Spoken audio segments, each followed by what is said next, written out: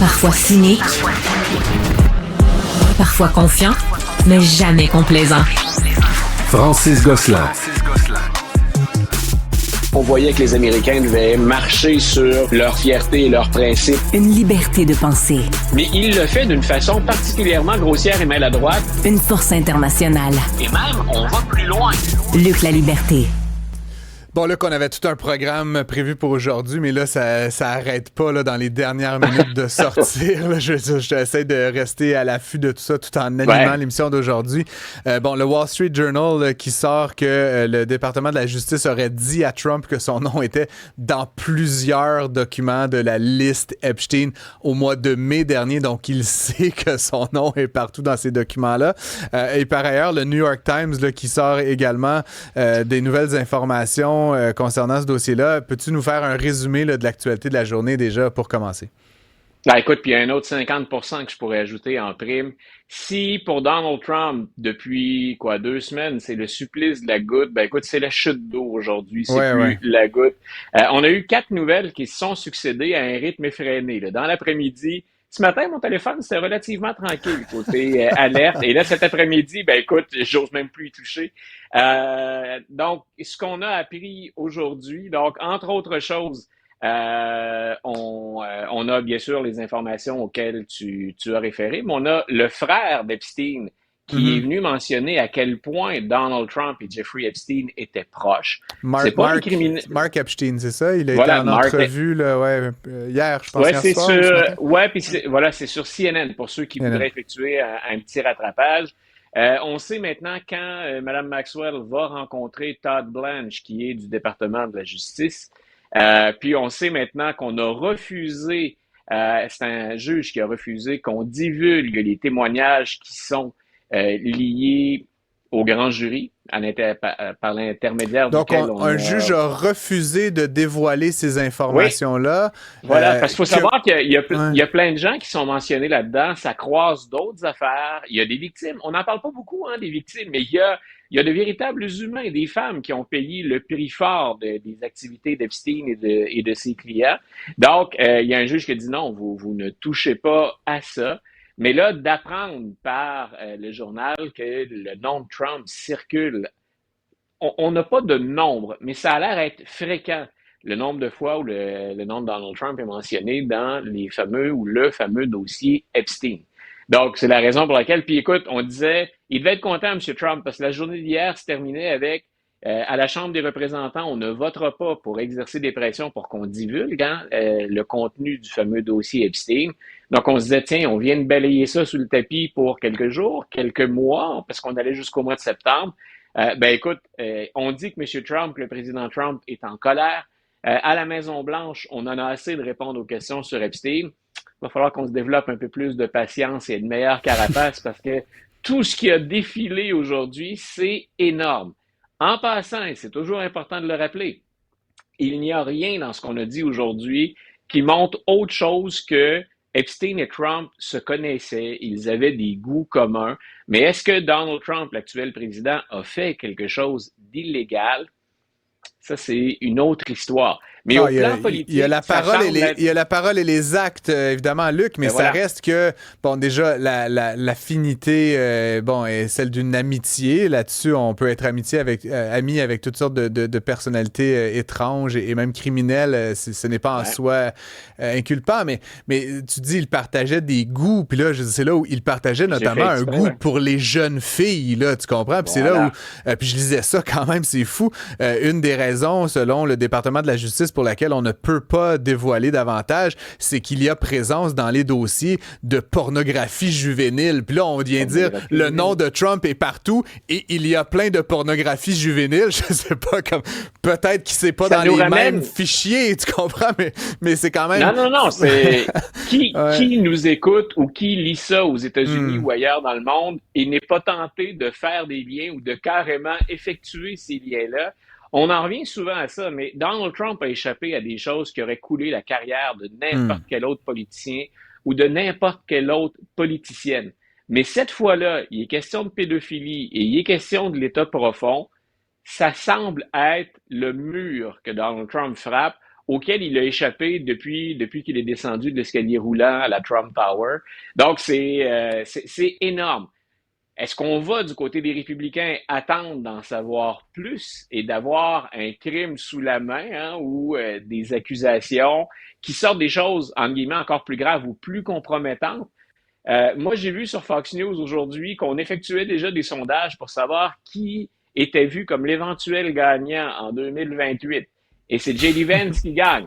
Le même J.D. Vance, donc on mêlait candidats républicains et démocrates. Qui a le plus de chances de l'emporter? Et c'est J.D. Vance qui était premier, mais le même J.D. Vance, je ne sais pas si nos auditeurs, les gens qui sont à l'écoute l'ont remarqué, on n'en entend pas parler beaucoup, on n'en entend pas parler souvent, pardon.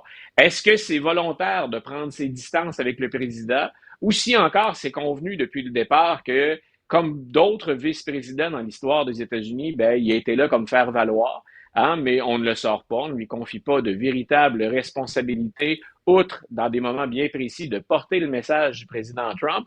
Moi, en tout cas, je le trouve drôlement discret pour un gars qui est habitué d'être sous les projecteurs, puis pour un gars qui est, et c'est pas un défaut ou une critique, pour un gars qui est très ambitieux au plan politique, je souligne simplement que je le trouve particulièrement discret. Et là, évidemment, on en a parlé un peu plus tôt dans les dernières semaines de cette espèce de jeu là, à plusieurs acteurs, là, incluant Pam Bondi, incluant le Kash Patel au FBI. Ça reste que Donald Trump a nommé dans des postes quand même avec un certain pouvoir, puis qui est inféodé à Trump, mais quand même, à un moment donné, ces gens ont des leviers qui leur ont été confiés. Ouais. Je pense à Bongino notamment, des gens qui sont des fervents croyants là, de théorie du complot, tu le disais, de Deep State, etc. Là, tu sais, je pense que les Américains, à un moment donné, là, tu sais, grab by the pussy, là, puis toutes sortes d'affaires, là, c'est des blagues de très mauvais goût et tout, mais là, s'il s'avère que Donald Trump a carrément coucher avec des jeunes filles, là, puis si ce doute-là se concrétise, à un moment donné, un Bongino, un Kash Patel, ils vont comme tirer la ligne dans le sable, non? Il va pas y avoir comme un genre tu comprends ce que je veux dire?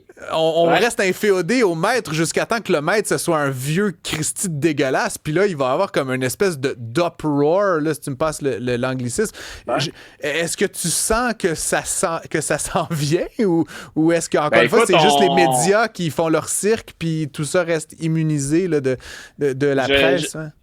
Je pense que jusqu'à ce qu'on arrive à une conclusion, si on arrive à une conclusion qui est Trump part éventuellement, je pense que jusque-là, jusqu'à l'inéluctable, il y a une partie de sa base qui va le suivre. Ils ont résisté à tout jusqu'à maintenant. Oui, mais là, ils vont continuer. Si demain on dévoile des photos, là, mettons, là, de Donald Trump avec une gamine de 14 ans, là, je veux dire, à un moment donné, il y a du monde qui vont foutre le feu, là, tu comprends? Écoute, il y a des... écoute, ça existe, ça. Pas des photos, mais on a déjà, je pense, à Howard Stern. Ça a beaucoup tourné depuis 48 heures.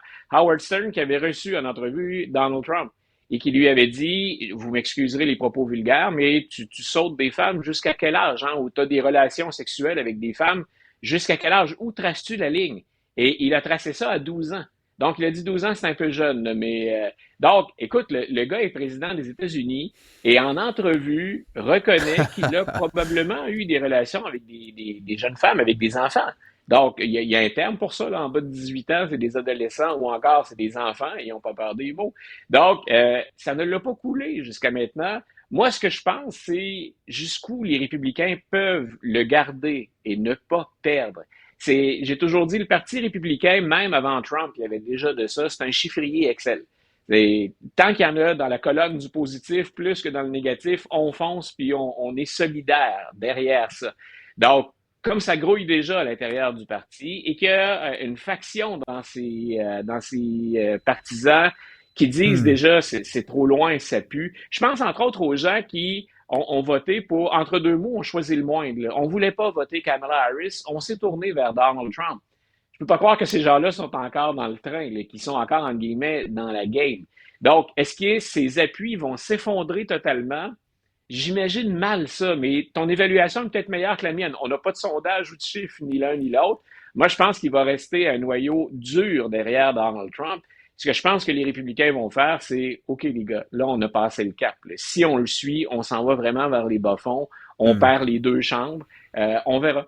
Mais ça va être un calcul comptable du côté des républicains. J'ai quand même un sentiment, puis écoute, je peux me tromper, Luc, puis tu es bien meilleur expert que moi en la matière, mais qu'il va y avoir un moment de trahison, là, de désolidarisation d'un de ces personnages qui va dire, je tire la ligne dans le sens comme, je sais pas, Fred. Ce moment-là est arrivé avec Elon Musk, hein, puis c'est d'ailleurs lui, entre autres, qui a mis beaucoup d'essence sur le feu de cette question de Epstein. Mais qui est disparu depuis 2 semaines, puis d'ailleurs, juste avant d'entrer dans le segment de Luc, on vient d'apprendre là, que Tesla vient de faire paraître des résultats trimestriels très, très décevants, une baisse de 12% des ventes, les profits qui fondent au soleil.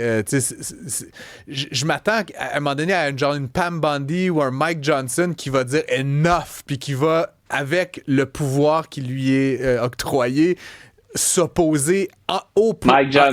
Mike Johnson qui a fait sa réputation, en passant, c'est pas le premier à faire ça, là, mais sur la morale. Oui, il faut être chaste, il faut être prude, il faut être... C'est pas la première fois qu'on est pris en flagrant délit d'hypocrisie pour un politicien et pour un républicain aussi. Je peux pas croire que Mike Johnson est capable de se présenter devant la droite morale et religieuse et dire, vous savez, l'élu, celui que Dieu nous a envoyé, il couche avec des petites filles, je suis pas certain que ça se défende bien. Là. Je veux bien que ce soit l'élu. Hein, on lui a rappelé ça il y a pas longtemps, d'ailleurs. C'est le fondateur des Oath Keepers qui a carrément dit de Donald Trump, il faudrait qu'il se rappelle concernant le dossier Epstein que Dieu l'a envoyé, l'a sauvé d'un assassinat pour prendre soin des MAGA, laissant entendre on pourrait se tourner contre lui.